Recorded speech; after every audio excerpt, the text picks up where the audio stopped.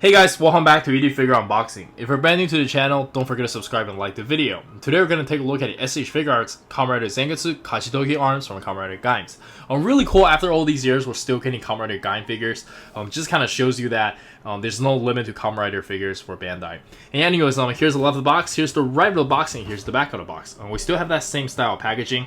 Definitely one of my favorite characters. I don't believe this guy was ever in the show. I believe he's from an opera or something. But anyways, looks really good, and let's check it out. And here's the figure still in the inner packaging, looking pretty good. I believe we're missing the gun form, but I don't really care about that. And yeah, let's check out the figure. Alright, so here we have the figure itself. And this guy just really came out of nowhere after all these years. It's really nostalgia for me because I think I first saw this when I was in college.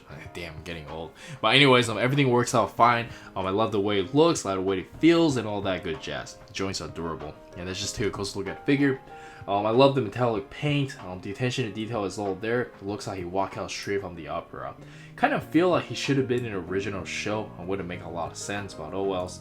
And it seems like they're using a different white compared to the previous Zangetsu figure. I don't have them with me right now. They're all in the States, but this is for sure better from what I remember. And yeah, let's jump straight into the articulation.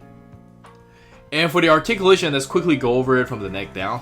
But it should all be the same with like minor improvements, maybe in the tightness of the joints or something. But he can look up only about this much, look down about this much. You can tilt his head side to side, no problem.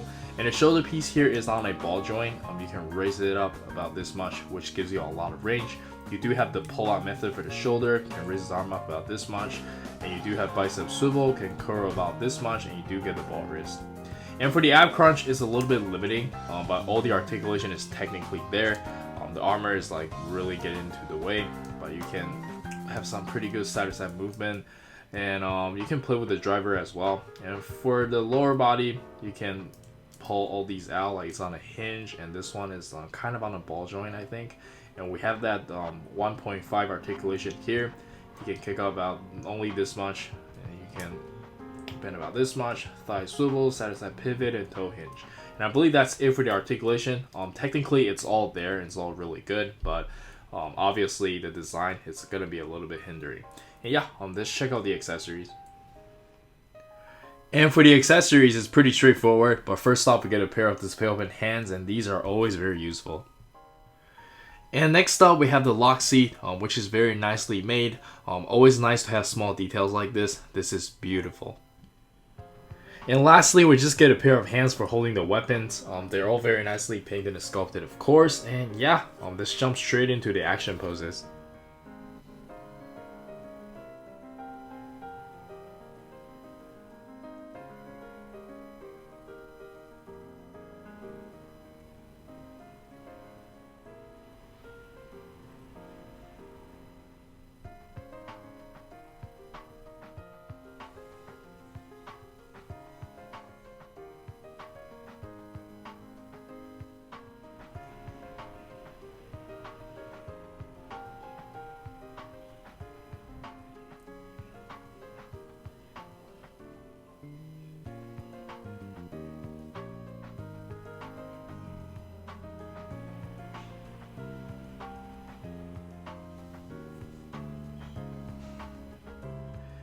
And for the size comparison, let us start with some Kamen Rider S.H.Figuarts, and of course they look amazing together. Pretty much the same scale. And then we have some Dragon Ball S.H.Figuarts. And lastly, we have some random figures I have around, and let's jump straight into the final thoughts. Alright, so for the final thoughts, I'm just a big fan of the character, so I do highly recommend it. Beautiful paint work, amazing sculpt, and he came with most of the stuff that you need. Kinda sucks that we didn't get a gun, but it is what it is. He is relatively cheap, consider that it's a Tamashii web exclusive. You can get him for around $65, which is not bad at all.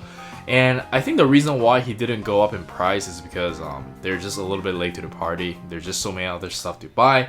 So if you happen to like this character a lot, this is a very good chance to get this figure. And yeah, that's it from me. Do let me know in the comments on what you think. This is Eric. Don't forget to like and subscribe. I'll see you guys next time. Peace.